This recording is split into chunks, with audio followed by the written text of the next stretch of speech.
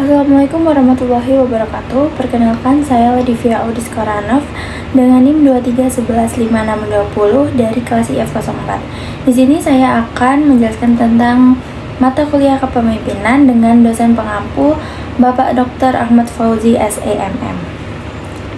Pada kesempatan ini, saya akan membahas tentang peran kepemimpinan dalam dunia mahasiswa dan kaitannya dengan karir di masa depan.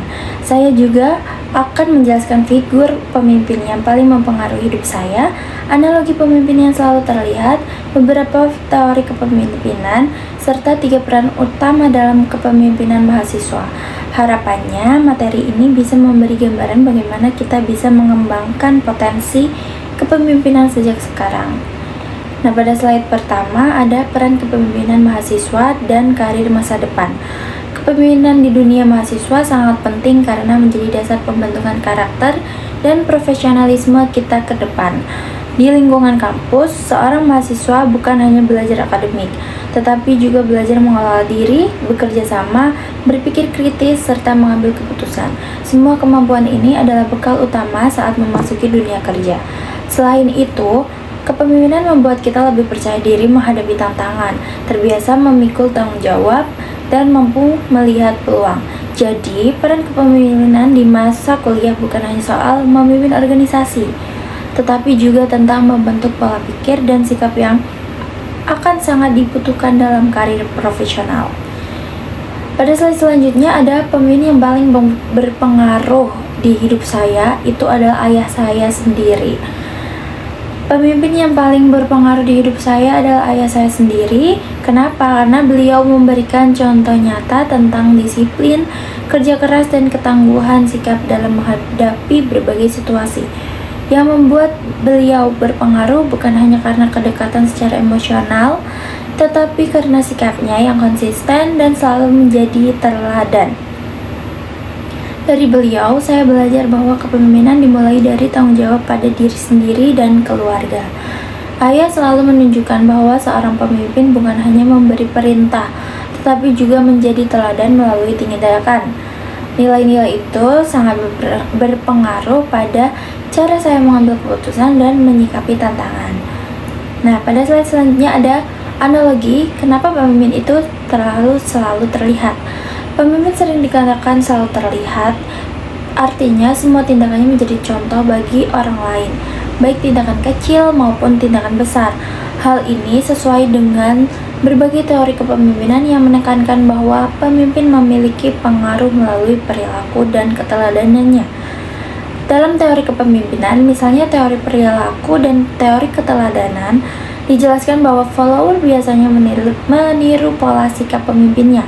Karena itu, pemimpin harus sadar bahwa setiap langkahnya akan diamati dan dapat mempengaruhi motivasi serta perilaku orang yang ia pimpin. Jadi, terlihat di sini bukan dalam arti populer, tetapi menjadi sorotan karena membawa tanggung jawab moral.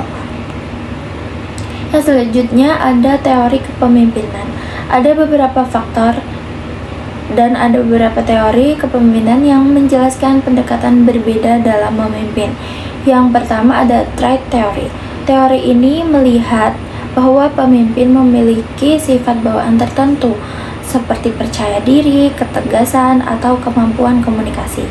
Meskipun sifat bawaan penting, teori ini mendapatkan kritik karena tidak semua pemimpin hebat lahir dengan kualitas itu. Banyak yang berkembang melalui pengalaman. Yang selanjutnya ada transformational leadership. Pemimpin jenis ini mampu memberi inspirasi bahwa perubahan positif dan motivasi orang lain untuk melampaui kemampuan mereka. Fokusnya adalah transformasi nilai dan visi. Yang selanjutnya ada servant leadership. Pemimpin berperan sebagai pelayan. Ia mendahulukan kebutuhan tim. Mereka memimpin dengan empati, mendengarkan, dan memberi dukungan agar orang lain dapat tumbuh dan berhasil. Yang selanjutnya ada situational leadership. Teori ini menjelaskan bahwa tidak ada gaya memimpin yang paling benar. Pemimpin harus menyesuaikan caranya dengan situasi, kondisi tim, dan tingkat kesigapan dan kesiapan anggotanya. Pada slide selanjutnya ada peran dalam kepemimpinan mahasiswa. Dalam kepemimpinan mahasiswa ada 3 peran utama. Yang pertama, leader atau pemimpin. Peran ini menuntut kita mampu mengambil keputusan, menetapkan arah, serta mengkoordinasi tim. Mahasiswa yang berperan sebagai leader bertanggung jawab menggerakkan anggota dan menjaga agar tujuan tetap tercapai. Yang kedua ada follower atau anggota tim. Peran sebagai follower sama pentingnya. Follower yang baik mendukung tujuan bersama, memberi masukan, dan menyediakan energi kerja tim. Seorang pemimpin yang baik biasanya juga berawal dari follower yang baik. Yang ketiga ada influencer atau agen perubahan. Ini adalah peran ketika mahasiswa menjadi penyebar ide positif, mendorong perubahan, dan memberi dampak meski tidak memegang jabatan formal. Influencer memengaruhi melalui tindakan, sikap, dan komunikasi. Ketiga peran ini saling melengkapi dan semuanya penting dalam proses belajar menjadi pemimpin. Dari seluruh pembahasan ini dapat kita simpulkan bahwa kepemimpinan bukan hanya milik orang yang memiliki jabatan.